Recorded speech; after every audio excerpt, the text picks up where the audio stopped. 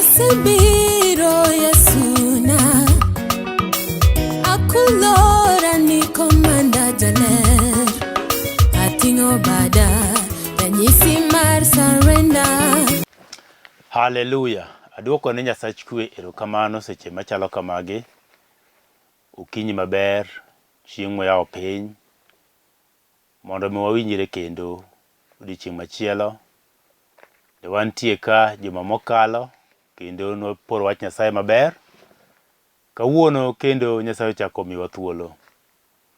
Taduoko ne Nyasaye erokamano nikech en ober ndalo duto, to ber ne ji duto te. Miyo in makoro chiewi moruo ne piny, aduoko ne Nyasachi kwe erokamano. Koro bed mana maber mondo iwinj wachne, nikech ang'eyo ni wachne ni to ng'ata ng'ata dwaro wach Nyasaye, kendo wach Nyasaye konyo ng'ata ng'ata moyie. Kuom nyingi iluonga ni Pastor Sam Boyi, ai kanisa miluongo ni Cathedral of Praise Ministries International. Wantie e branch man Njiru. Njiru en along Kangundo Road. Kichopo kamoro ni Ola Petrol Station. En achiel kende, Ola Petrol Station achiel kende Njiru. Kichopo kanyo to toke kanyo mwantie mita manok tu tichope kanisa. Namba na bende ibro nene screen kanyo minyalo goyo 0722944623 kata 0731495873. Kigoyo to ka nitie kod wach moro wanyalo poro wach Nyasaye, wanyalo lamo, wanyalo kwayo Nyasaye, to kata kanisa bende nyalo bire mondo wachokre kanyakla Jumapil ka Jumapil, nikech Nyasaye o Nyasaye maber kendo mang'won. Aduoko erokamano seche machalo kamagi. Awuod Kanyikela Asembo, wadak kamoro Ndhiwa sub county, Rangenya school. Ng'wono kod duong' odog ne Jehova polo malo. Adwa ni mondo wasom wach Nyasaye, kaeto walam, kaeto wapuonjre matin kawuono. Adwa somo wach Nyasaye e buk mar Mika. Mika en achiel kuom jonabi mantie e muma, kendo gin jok mane Nyasaye tiyo kendo loso godo. Miyo Nyasaye ne wuoyo kode kendo miyo wach mondo miyo odhi opur ne jogene. Adwa somo wach e buk mar Mika 6:8. Muma wacho kama. Mika 6:8 muma wacho kama. Yaye dhano, osenyisi gimaber. Kendo en ang'o ma Jehova odwaro kuomi? To mana mondo itim makare, iher miwafu, kendo iwuoth gi chuny mamuol kod Nyasachi. Kaeto kendo ibiro somo buk mar Luka 10:42 wacho kama. To gimoro achiel ema dwarore. Mariam oyiero gimaber ma ok nomaye. Walam Nyasaye. Nyasachi kwe waduoko ni erokamano. Berni osiko manyaka chieng'. Wapako nyingi kendo wadendi, nikech i Nyasaye ma jaloyo. In Nyasach nyiseche. I Nyasaye ma jachwech polo kaachiel kod piny. Gimoro amora ni lweti, nyaka ngima mar dhano ni lweti. Chikruok moro amora Nyasach kwe ma dhano chikrego e piny ka, kibed maonge to ok nyalore. Gima dhano timo, gima dhano gombo, Nyasach kwe kionge to ok nyal yudore. Miyo adhi alelela seche machalo kamagi, nikech i Nyasaye to duto nyalore kuomi. Gik mabeyo gi maricho duto te Nyasach kwe duto a kuomi. To odiochieng' ma kawuono talamo ber mondo yudre kuom ng'ato janeno mara seche machalo kamagi, mondo bede kod ber mar Nyasach kwe. Kata Lolo TV kama wantie, be Nyasaye berni omed siko, omed medore, omed gundhore ka. Jogeni mantie e dala mar Lolo TV matiyo Nyasach kwe koare malo nyaka piny, alamo ne gi gweth mari, alamo ne gi kwe mari, alamo ne nyaka ne station mar lolwe. Nyasaye ibiro ting'e malo kendo biro bedo e kiwango mopogore. Duong' dog ni polo malo Nyasach kwe. Aduoko ni erokamano e nying Yesu ma Jawar. Amen. Mumb Nyasaye wuoyo ka janabi miluongo ni Mika. Muma nitie gi jonabi mang'eny. Nitie Zakaria, nitie Jona, nitie Zefania, nitie Mika, nitie Habakuk, nitie Hosea, nitie jonabi matindo tindo mang'eny ji ok ong'eyo ni nitie jonabi ma Nyasaye tiyogo. Ging'eny, nyaka moko ma bugegi ok ondiki, to nying-gi nitie muma. Ji ong'eyo mana Isaya gi Jeremiah gi Ezekiel, mana madongo dongo ma ji ong'eyo gi Daniel. Lakini nitie jonabi mane Nyasaye wuoyo godo kinde ka kinde kodwaro oro wach ne jogene jo-Israel. Miyo kama wasomo ni muma wuoyo e buk mar Mika 6 matindo 8. To muma wuoyo kawacho ni yaye dhano. Mateni Mika ne wuoyo kod dhano. Noko wacho ni en ng'a? Kata ja-Israel kata ng'ama nadi? Kata ja-Amon kata ng'a? Nowacho ni yaye dhano. Miyo wach mano kawuono ne wuoyo kuom dhano. Ade wuoyo kod dhano. Mumacho ni yaye dhano, osenyisi gimaber. Kendo en ang'o ma Jehova odwaro kuomi. To mana mondo itim makare. Muma wuoyo ni en ang'o yaye dhano. Osenyisi gimaber ma Jehova dwaro ni mondo mi itim. Mateni nitie gima Nyasaye osebedo ka nyiso ni mondo dhano tim. Yal oseyal weche te. Injili oseyal chakre chakruok nyaka fweny. Dhano osewinjo wach Nyasaye. Gima Nyasaye dwaro ni mondo dhano tim, dhano osewinjo kendo dhano ong'eyo. Onge ng'ama kia gima Nyasaye dwaro ni dhano tim. Ka ng'ato en ja-Kristo to ong'e maler ahinya gima Nyasaye dwaro ni mondo mi otim. Miyo onge ng'ato moro mantie kod wach moro manyalo wacho godo ni an ok ang'e gima Nyasaye dwaro natim, to be pok awinjo gima Nyasaye dwaro ni mondo atim. Moko osewinjo wachne chakre ka gin nyithindo matindo. Moko bende ok dhi e kanisa ka gin nyithindo matindo, to gibedo joma dongo to giwinjo wach Nyasaye kendo gisepimnegi, kendo oselernegi, kendo oseyalnegi, kendo oseyangnegi e lela. Ma ging'eyo gima timore e wach Nyasaye. Ma ging'eyo gima nitie muma ma muma ondiko. Ma ng'ato nyalo bedo ker ng'at mong'e Nyasaye maber, but onyalo kata wacho weche moko ma e muma. Konyiso ni muma wacho kama, mateno osewinjo weche mantie muma. Osekawo gik mantie muma oseng'eyo. Ema samoro ng'ato nyalo yalne to chako pingore. Ni gik minyisago asewinjo mang'eny. Higni mathoth asewinjo. Ji oseyalo nyaka gi wasunge. Wasewinjo wachno. Matende nitie gima Nyasaye osewacho ma dhano osewinjo. To muma wacho ni yaye dhano, osenyisi gimaber. Nyasaye osenyisi gimaber monego itim. Nyasaye osenyisi nyaka yo monego iluw. Nyasaye osenyisi nyaka gima onego bed ni e kit ngimani. Gimaber. Matende Nyasaye ok dwar ne dhano gima rach. Nyasaye ohero ji duto. Omiyo osekelo dhano gimaber monego bed e kit ngima dhano ndalo duto, kinde ka kinde ma dhano nyalo wuotho e kit ngimane, kendo dhano nyalo keto geno ne kaachiel kod paro ne te e gino.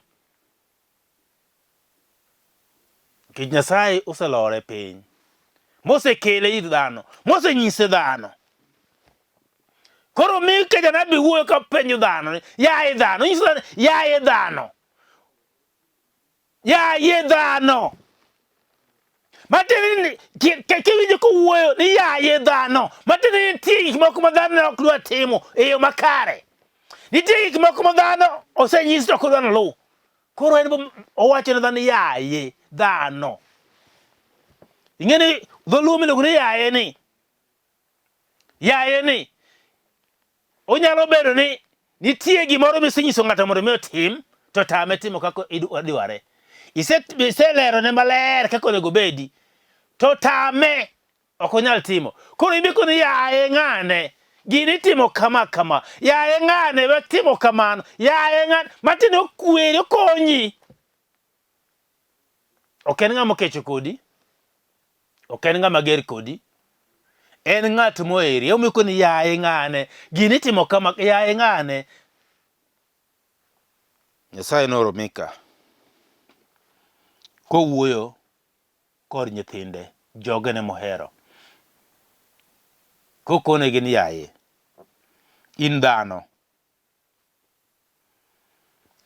osenyisi gimaber, to nitie mana gima Nyasaye dwaro kuomi.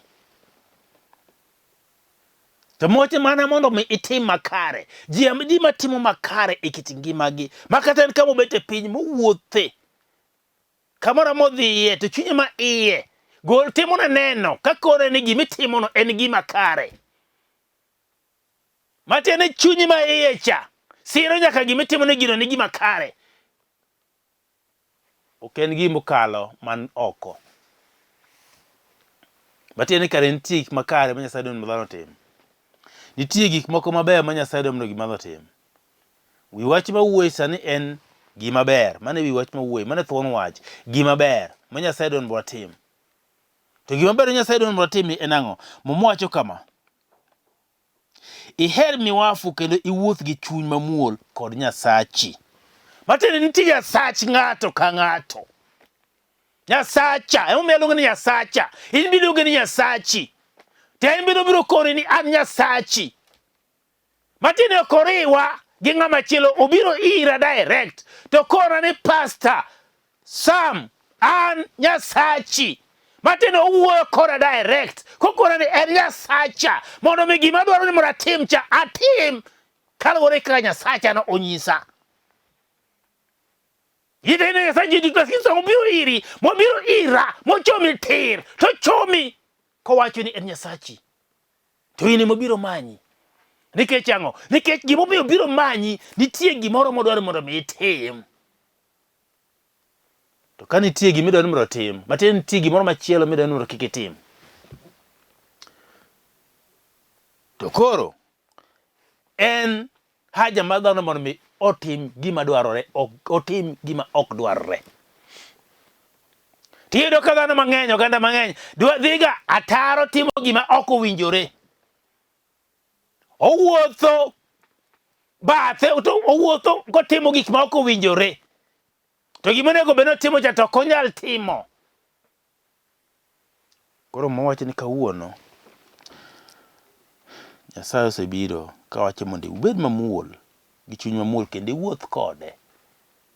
En Nyasachi.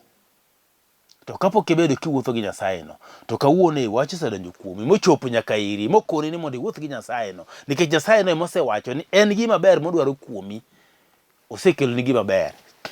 To gima ber no emwasomo e buk mar Luka matindo, Luka madongo 10 matindo 42. Mowacho ni Miriam noyiero gima ber. Mowacho ni noyiero gima ber.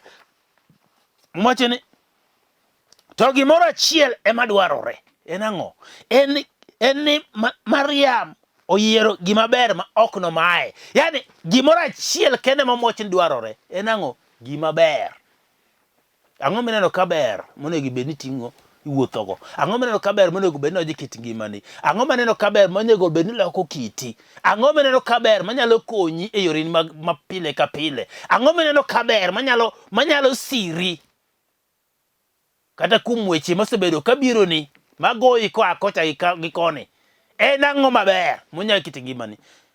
Yesu nokone Maritha niya, nyameru miluongo ni Maria.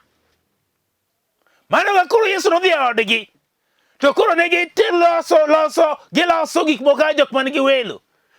To Maritha odhi okone Yesu niya, ni to kone nyamera mondo obi okonya kod tich. Nikech en obet mana piny e tiendi kanyo kowinjo wecheni miwacho. To Yesu nokone Maritha, Nyameru ma Mariam. Nyameru ma Mariam. Oseyiero gimaber ma ok mae. Matini tigi moro maber ma kiseyiero kit ngimani to ng'ato ok nyal biro mamayigo ma jakole gole kende kit ngimani. Nikech gimaber no en amana ka Nyasaye kende ok oa e piny ka. To gik moko duto ma dhano nigo mabeyo amana malo ok oa e piny ka. Koa e piny ka to obiro duore ka chuodho nikech obiro rumo. Obiro regore arega morum nikech en mar piny. To moa ka Nyasaye to ok bi rumo. Obiro dhi bedo mochwere manyaka chieng'. Wacho ni gima Mariam noyiero ok bi mae nikech ang'o? Koseyude morwake kit ngimane. Modak kode, mowuotho kode, modhi kode. To mowacho ni gino ok nomaye nyaka chieng' mano gire. Kech mano gima oyiero. Koro mowacho kama. Yiero en mari. Yiero en mar dhano. Dhano koseyiero gima odwaro tim, to mano koro ema biro bedo mare. To koyiero ni mae maberna, to mawero ni bernano ema biro bedo mare. Koro chieng' moro ka biro neno achiel ni gino ne ok ber, to en mano yiere, ok obi ywak ne ng'ato, to ok obi wacho ni an gino nochunago kata nomiya ka ok adwar. En ema oyiero kende owuon. E kit ngimani gimoro amora mitimo in ema iyiero. Kata kidhi e college in ema iyiero ada timo course machalo kama. In ema iyiero kende owuon. Ok chuni e college. College ni biro mani ibiro application mari. Ibiro oro ni dwaro ni mondo bidonje college no. Ti idwa timo course mane? Adwa timo course ma kama. Bas. Mane mimi. Kech em gimi yiero. Kono gimoro amora me piny ka. Ng'ato timo mana gimo yiero.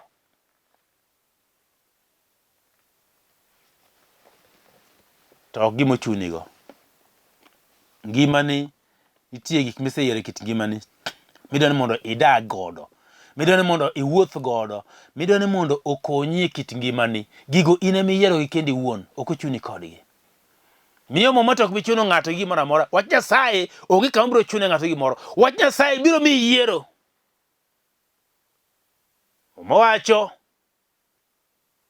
e buk mar Ngeche 18:21 ni tho kod ngima nitie mana e lep, ene teko mar lep. Matiende lewi mabiro yiero mondo itho kata ibed mangima. Wach mibiro golo e dhogi kende biro konyi mondo ibed mangima kata itho. Mano gima mowacho. Koro yiero en mari. Nabiro yiero mondo abed mangima kata biro yiero mondo atho. Yiero en mar ng'ato adi.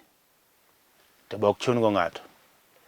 Kone mate mantie gima. In yiero mane? Ana yiero ngima. In yiero mane? Ana yiero ma. To kadwa. Chalo ng'ama dhi duka dhi nyiepo, odhi nyiewo nanga. Kata odhi nyiewo wuoche. Odhi yiero mana maber ne momako wang'e. Jomoko bende dhi nikech en fashion modonjo. Odhi kawo mana yiero mana ma fashion modonjo no. Ok bi chunego. En ema biro chuno ng'ama jauso. Na pana, mae madwaro. Jauso kone maber moingo midwa. Na pana, mae madwaro. Iyiero kendi wuon. Kisedhigo, gimoro ma dhi timre kucho, ng'ama uso ni onge kod wach. Okondro ngima ne yiero kendi. Koro Mariam noyiero gimaber. Jamano joke mondo mi okaw. Kech momo wacho maber. Ni kama ne gintie no. Momo wacho 39 Luka 10 niya. Ne en gi nyamin mare miluongo ni Mariam. Mano bet piny e tiend Ruoth kendo ne winjo wachne. Matiende Yesu kano sedonjo kacha to chako yalo. Kano sedonjo kacha to chako poro wach. Kano sedonjo kacha to chako wuoyo kod ji. Nokodeko, be nokobedo piny kata ling mondi. Kaka nodonjo cha to chako mana wach. To momo wacho ni Maritha ne nitie gi nyamin gi moro miluongo ni Mariam. Mano bet mana tiend Yesu piny ka winjo weche mag Yesu. Mwachi no bet tiend Yesu piny ko winjo weche mag Yesu. To Maritha ne chandore gi tich mang'eny katiyo negi. Nodhiyo ire mowacho ni Ruoth, ok idewo ka nyamera owe atiyo kenda. Iwinjo, nitie dhano mang'eny mapiem kod jowadgi. Mana ne gik ma jowadgi timogo, en bende nego tim. Mana ne gimoro kako timo gimoro, to nego ng'ato konye, omak bade. Momo wacho ni nodhi mokone Ruoth, ni to okine kaka ti nyamera bio konya. Ingeni samoro ntie ng'at nyalo yudo gimaber. Gimaber. To nyawari ko ng'eno yudo gimaber. Inyalo yudo gima maber e kit ngimani kata nyalo biro e kit ngimani. Ma in iwuon kende ming'eyo. Kende neno gin to berna. To ng'at machielo to ok nen gino ber. Ok one ni gino ber. Koro Maritha nokona ni gino gima nitie maber ma nyamin gi yudo nokong'eyo. Nikech siri no en wach mopondo. Ma ng'at achiel kende manyalo ng'eyo. Ng'at achiel kende ma wach nyalo fwenyore ne. Unyalo bedo ni unji ariyo to ng'at achiel kende ma wach fwenyore ne. Unyalo bedo kata unji 10 to ji ariyo kende ma wach fwenyore negi. Matut modonjo e chunygi maiye. Magi fwenyo magi yudo wach moro mopondo kanyo. To gikawo to giago. Mowacho niya. Wachne mondo konya. Ruoth nowachone niya, Maritha, Maritha, iparori kendo ithagori gi weche mang'eny. Winji mowacho. Ithagori kendo iparori kod weche mang'eny. E kit ngimani nitie gik mang'eny mosebedo ka thagi. Nitie gik mang'eny mosebedo kamiyi paro. Idhero adhera. Dendi dhi adhiya. Imanyo dakteche. Onge tuo. Itero osiptal. Ipimi ok yud gimoro. Isenego ka gi kacha. Iringo nyaka ka jojend nyaluo. Onge konyruok. Nikech chewe mago osiptal ni kukonyi. Mago botamore. Iringo ka juaga otamore. Iparori apara. Ndalo ni dhi adhiya. Dendi chiere achia. Nikech intie kod paro ma ok nyal konyi. Iparo nitie ng'ato moro maluwi. Kata mamanyo kit ngimani. Kata mosekawo tipo mari. Kata modhi mokwanyo tiendi kamoro. Lop tiendi. Niya modhi ka juoga moiri. Onge ng'ama moiri. Iparori kendi gi weche moko ma ok nyal konyi. Gi gik moko midich godo ma ok nyal konyi kit ngimani. Mowacho ni we thagori gik mang'eny nikech ithagori kendo iparori gi weche mang'eny. Weri gi weche mang'eny mathago dhood chunyigo. Weri gi paro mang'eny maparo pachi makawo pachi seche ka seche. Ndalo duto te. Okiri ng'at ma pachi obet kanyachiel. Pachi ringa ka gi kacha. Pachi wuotho ka gi kacha. Gik mitima. To gina gik moko ma konyi kit ngimani. Ikawo pesa ni yolo kamiole. To onge. Okonyi. Gik moko kisebedo kitimo ka iga duogo. To onge. Okine matunda margi. Mowacho ni nitie gima ber minyalo kawo. Tiyudo kwe kit ngimani. Masama isemake gi lweti kama. Miyude mibet kode. To kelo kwe. Gi gweth maduong' e kit ngimani. Kendo ibiro yudo resruok e gimoro amora midwaro koro. Nikech en gima kiyudo. Wachne orumo. Gimoro amora mathagi orumo. Isebedo kiolo gope sa ka sa, ndalo ka ndalo, higa ka higa. In gi gope mag ji makoro kata pachi ok ti. Kamoro medo ne dhiye. Ok inyal kata dhi mirom kod ji nikech ng'ane nigi gope, ng'ama chielo nigi gope. Koro weche oluori moketi diere. Ok inyal konyori. Nikech iparo ni gope ge kiolo to biro konyi. To gope ge mamedo inyi. Makata koro ji ok idwaro kata idwaro kata ni dar kama intie. Nikech gope obaro dendi dasi. To kawuono nitie kamoro mi akonyi nitie gima ber. Makiyudo to kata gope go biro na lal kendgi. Ok ichak iol go kendo. En Yesu Ruoth Nyasaye. En mosedhialore lela. Mosechopo sa mowinjore. En ma Nyasaye nochiwe ne piny ngima. Nyasaye nochiwe ne dhano te. Nyasaye nochiwe ne ng'ata ng'ata. Mowacho ni ng'ama oyie kuome. Monene. Moyie kuome. Sani wasea Easter. To Easter no e kama koro watime nyasi mar gur mar Kristo. Miyo Kristo kanobiro to nobiro motho e msalaba nikech wan. To en gima ber ng'at moro yude to yudo ngima mochwere nyaka chieng'. Mariam noyude oyudo ngima mochwere nyaka chieng'. Nikodemo noyude oyudo ngima mochwere nyaka chieng'. Johana noyude oyudo ngima mochwere nyaka chieng'. Petro noyude oyudo ngima mochwere nyaka. Paulo mane thari weche mang'eny kenego nyaka ji go nyaka mako nyaka iso jela. Kana yudo Yesu to yudo ngima mochwere nyaka chieng'. In tang'a nyalo mondo yudo Yesu. Mondo miyud gima ber mochwere nyaka chieng'. Gik moko man ga kor piny ka gin gik manono. Gin gik moko man gi ndalogi. Kendo ndalogi chuok. Kata obed mwandu, obed somo, obed ang'o. Gigo te gin gigo gito ndalogi nok. Kata obed mana ni ote moger machal nade. Odok nodagi nyaka chieng'. Ngima nok. but nitie gima onyalo yudo mochwere nyaka chieng'. En mana Yesu Ruoth Nyasaye kende. Miyo anabiro mondo mi akon ni Yesu nyalo. Onyalo ni matek momoko ma dhano ok nyal. Nyaka mosebedo ka chando pachi ka achiel kod kiti gimoro amora mosebedo ka thagi kamoro amora intie. Akoni mago gik moko manono. Yud gimaber ma en Yesu Kristo Ruoth Nyasaye. Adwa lamo kodi seche machalo kamagi. Adwa ni mondo lam mondo mo Nyasaye duong'. To ka intie pok iyudo Yesu Kristo, tadwa koni ni gimaber monego iyude kit piny ka.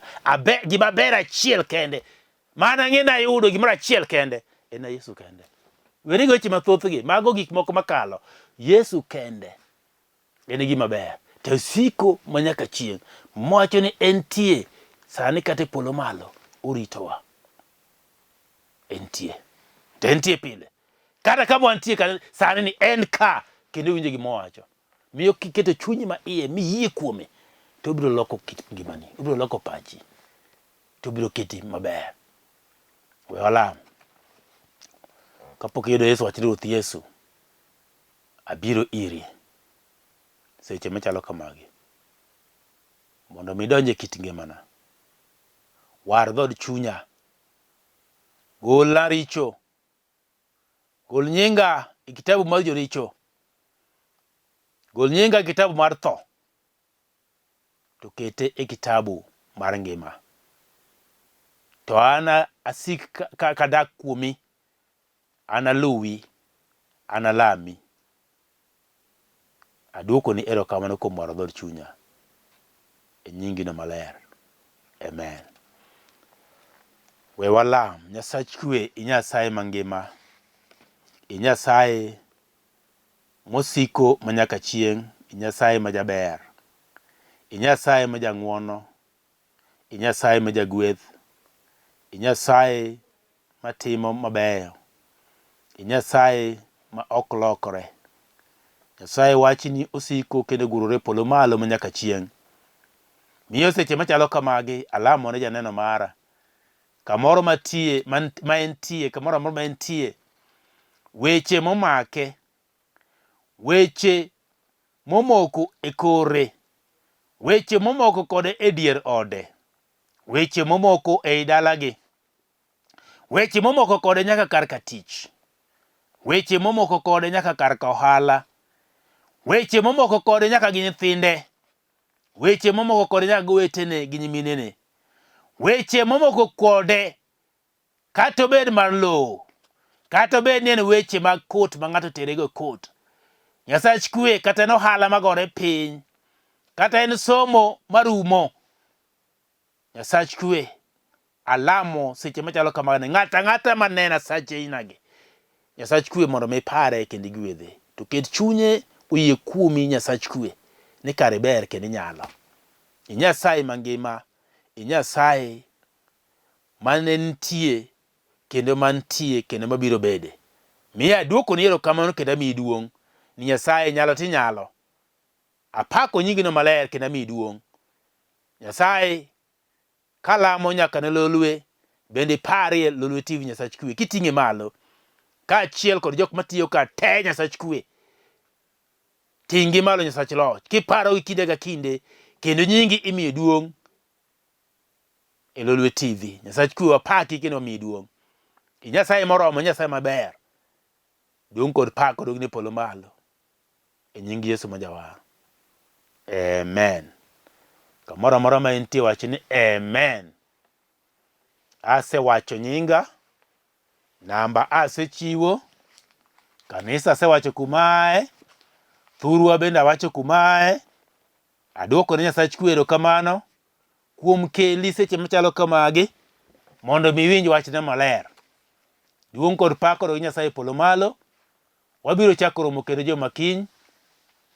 Aduoko ne Nyasach kwe erokamano. Ng'wono. Shalom.